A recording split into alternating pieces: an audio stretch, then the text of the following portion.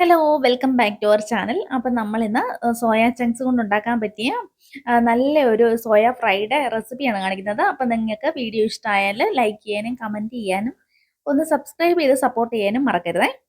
അപ്പം ഇതിനായിട്ട് ഞാനിവിടെ ഒരു കടായിൽ കുറച്ച് വെള്ളം ഒഴിച്ചൊന്ന് തിളപ്പിക്കാനായിട്ട് വെച്ചിട്ടുണ്ട്. ഈ വെള്ളം ഒന്ന് നന്നായിട്ടൊന്ന് തിളച്ച് വരുമ്പോഴത്തേക്കും ഉണ്ടല്ലോ ഒരു 1/2 ടീസ്പൂണോളം ഉപ്പിട്ട് കൊടുക്കണം. ആ ഉപ്പൊക്കെ ഒന്ന് ലയിച്ച് വെള്ളം നന്നായിട്ടൊന്ന് തിളച്ചോട്ടെ. വെള്ളം നന്നായിട്ടൊന്ന് തിളച്ച് കഴിയുമ്പോഴത്തേക്കും ഞാൻ ഈ ഒരു ബൗളിന് കാണാൻ പറ്റുന്നുണ്ടോ? ഈ ഒരു ബൗളിന് 1/4 കപ്പോളം സോയ ചങ്ക്സ് ചെറുതാണേ, വലിപ്പം കുറഞ്ഞ സൈസ്. എങ്ങനത്തെ ആയാലും കുഴപ്പമില്ല. അപ്പം ഇത് ഇട്ട് നന്നായിട്ടൊന്ന് തിളപ്പിച്ചെടുക്കുന്നുണ്ട്. ചൂടുവെള്ളത്തിലേക്ക് നമുക്ക് ഇട്ട് കൊടുക്കാം. അതിട്ട് ഇതിപ്പോൾ നന്നായിട്ടൊന്ന് തിളച്ചിട്ടുണ്ടേ. നന്നായിട്ട് തിളയ്ക്കുമ്പം നമുക്ക് ഫ്ലെയിം ഓഫ് ചെയ്ത് കൊടുക്കാം.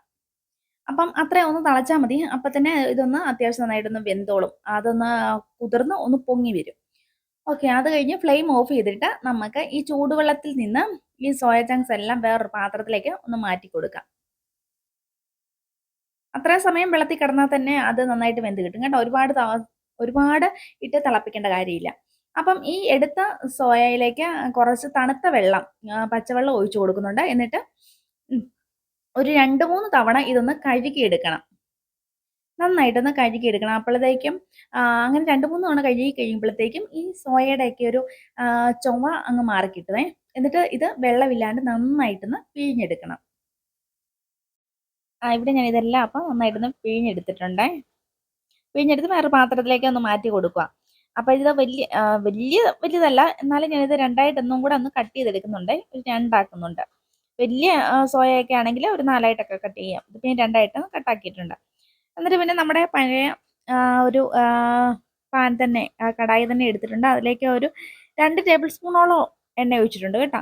എന്നിട്ട് ഇതിലേക്ക് ഒരു 1/4 ടീസ്പൂൺ കടുക് ഇട്ട് കൊടുക്കുക. പിന്നെ കടുകൊക്കെ ഒന്ന് പൊട്ടി വരുമ്പോഴത്തേക്കും നമ്മുടെ ഇഞ്ചി വെളുത്തുള്ളി, ഈ സമയം കൊണ്ട് ഒരു ഇഞ്ചി വെളുത്തുള്ളിയൊക്കെ ചതച്ച് വെച്ചിട്ട് അതൊന്ന് ഇട്ട് കൊടുക്കുന്നുണ്ട്. അപ്പം ഒരു 5-6 അല്ലി വെളുത്തുള്ളിയും പിന്നെ ഒരു ചെറിയ പീസ് ഇഞ്ചിയും കൂടെ.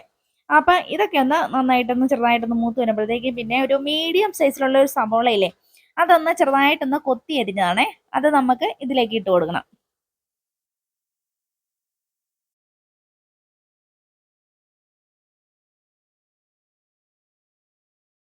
പിന്നെ ഞാൻ ഇതിലേക്ക് ചേർത്ത് കൊടുക്കുന്നത് തക്കാളിപ്പഴത്തിൻ്റെ ഒരു പകുതിയാണേ. ഒരു പകുതി തക്കാളിപ്പഴം എങ്ങനെ അരിഞ്ഞാലും കുഴപ്പമില്ല. അപ്പോൾ ഞാൻ ചുമ്മാ നീളത്തിൽ അരിഞ്ഞിട്ട് ഇട്ട് കൊടുക്കുന്നുണ്ട്. പിന്നെ ഒരു 2 പച്ചമുളക്. അപ്പോൾ നിങ്ങൾക്ക് ഇവിടെയൊക്കെ എരിവ് കൂടുതൽ വേണമെന്നുണ്ടെങ്കിൽ മുളക് കുറച്ചും കൂടെ കൂടുതൽ ചേർക്കാം കേട്ടോ. എന്നിട്ട് ഇത് ഒരു ലോ ഫ്ലെയിമിലിട്ട് നന്നായിട്ടൊന്ന് വഴറ്റിയെടുക്കണം. അപ്പോൾ കരിഞ്ഞു പോകാതെ ശ്രദ്ധിക്കാം, നന്നായിട്ടൊന്ന് വഴറ്റിയെടുക്കുക.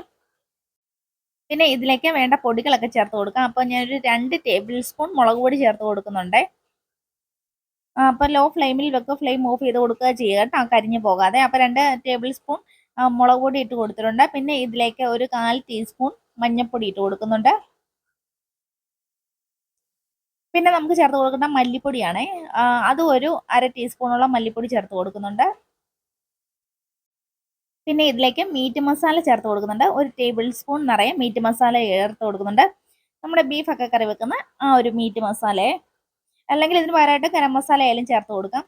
എന്നിട്ട് ലോ ഫ്ലെയിമിലൊക്കെ തന്നെ ഇട്ടിട്ട് ഈ മസാലയുടെ പച്ചമണമൊക്കെ മാറുന്നത് വരെ നന്നായിട്ടൊന്ന് ഇളക്കി കൊടുക്കുക കേട്ടോ. ഈ കളറൊക്കെ ഒന്ന് ചേഞ്ച് ആവണം.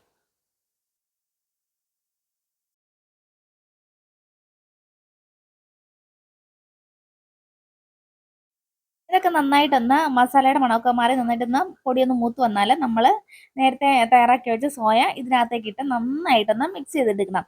അതായത് ഈ സോയ ബോൾസിലെല്ലാം ഈ മസാല പറ്റുന്ന പോലെ നന്നായിട്ടൊന്ന് ഇളക്കി കൊടുക്കുക.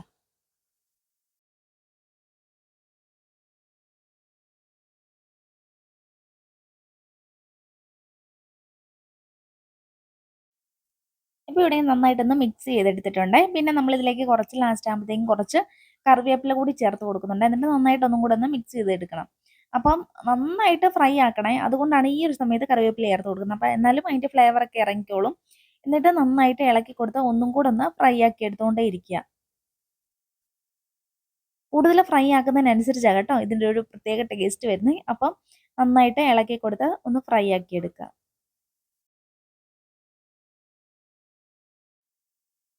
ഇപ്പോൾ ഒരു 5-10 മിനിറ്റ് എടുത്തിട്ടുണ്ട്. അപ്പോൾ ഇപ്പം നന്നായിട്ടൊന്ന് ഫ്രൈ ആയിട്ടുണ്ട്. ചോറിൻ്റെ ഒക്കെ കൂടെ കഴിക്കാൻ നല്ല അടിപൊളി കറിയാണ്.